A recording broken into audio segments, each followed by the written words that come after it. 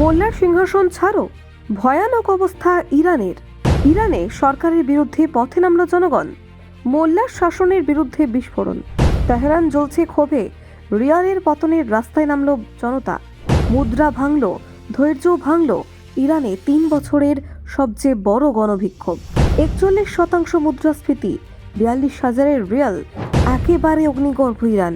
খামেনির শাসনের বিরুদ্ধে গর্জন, তেহরান থেকে মাশহাদ উত্তাল। রুটি ওষুধের দাম আকাশ ছোঁয়া, রাজপথে নেমে এলো ক্ষুধার্ত ইরান। লাঠিচার্জে ছত্রভঙ্গ বিক্ষোভ, তবু থামছে না ইরানের ক্ষোভ। অর্থনীতি ভেঙে পড়তেই রাজপথে জনতার বিস্ফোরণ। ইরানের রাস্তায় রাস্তায় স্লোগান, মোল্লারা সিংহাসন ছাড়ো। নিষেধাজ্ঞার চাপে দিশেহারা ইরান, রিয়ালের সঙ্গে পড়ছে সরকারের মুখোশ। এবার কি হবে ইরানের? দেখুন, গত কয়েকদিন ধরে ইরানে শুরু হয়েছে চরম অশান্তি, যা ঘিরে এক ভয়াবহ গণবিক্ষোভের রূপ নিয়েছে। হাজার হাজার মানুষ সরকারের বিরুদ্ধে রাস্তায় নেমে পড়েছেন। এই আন্দোলন বিগত 3 বছরের মধ্যে দেশে সবচেয়ে বড় গণ অভ্যুত্থান হিসেবে দেখা হচ্ছে। বিক্ষোভকারীদের স্লোগানে স্পষ্ট হয়ে উঠেছে তাদের দাবি, মোল্লা শাসনের অবসান চাই।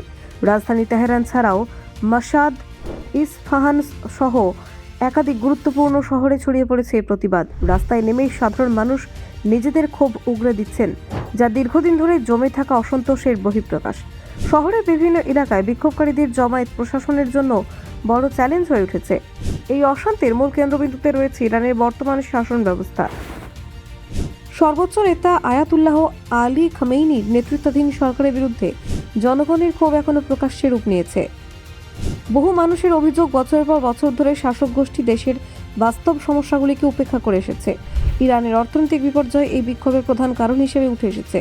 সম্প্রতি ইরানি মুদ্রা রিয়ালের মূল্য ডলারের তুলনায় 42,000-এর বেশি কমে গেছে। এই ঐতিহাসিক পতনের ফলে সাধারণ মানুষের জীবনযাত্রা কার্যত ভেঙে পড়েছে। মুদ্রার এই ধসের প্রভাব সরাসরি পড়েছে বাজারে। নিত্য প্রয়োজনীয় জিনিসপত্রের দাম বেড়েছে অস্বাভাবিক হারে। খাদ্যদ্রব্য, ওষুধ এবং দৈনন্দিন ব্যবহারের সামগ্রী সাধারণ মানুষের হাতের নাগালের বাইরে চলে যাচ্ছে। পরিস্থিতি সামাল দিতে ব্যর্থ হওয়ায় কেন্দ্রীয় ব্যাংকের প্রধান মোহাম্মদ রেজা ফারজিনকে পদত্যাগ করতে বাধ্য করা হয়েছে। তবে তার পদত্যাগেও পরিস্থিতির কোনো তাৎক্ষণিক উন্নতি হয়নি, বরং মানুষের মধ্যে অনিশ্চয়তা আরও বেড়েছে। বর্তমানে ইরানের মুদ্রাস্ফীতি 42% বেশি বলে জানা যায়। এর ফলে সাধারণ মানুষের ক্রয় ক্ষমতা ক্রমশ হ্রাস পাচ্ছে। বেতন বাড়ছে না, অথচ খরচ বেড়ে যাচ্ছে। এই বৈষম্য মানুষের অসন্তোষকে আরও উস্কে দিচ্ছে। বছরের পর বছর ধরে মানুষ অপেক্ষা করেও অর্থনৈতিক অবস্থার কোনো উন্নতি দেখেনি, বরং সময় এগিয়েছে যত, পরিস্থিতি হয়েছে ততই খারাপ। ভবিষ্যৎ নিয়ে অনিশ্চয়তা এবং হতাশাই এখন সাধারণ মানুষের প্রধান অনুভূতি হয়ে উঠেছে। গত 2 দিনে পরিস্থিতি আরও উত্তপ্ত হয়ে উঠেছে। বিশেষ করে মধ্য তেহরানের পরিস্থিতি নিয়ন্ত্রণের বাইরে চলে গেছে। ব্যুরো রিপোর্ট, অজানার দেশে।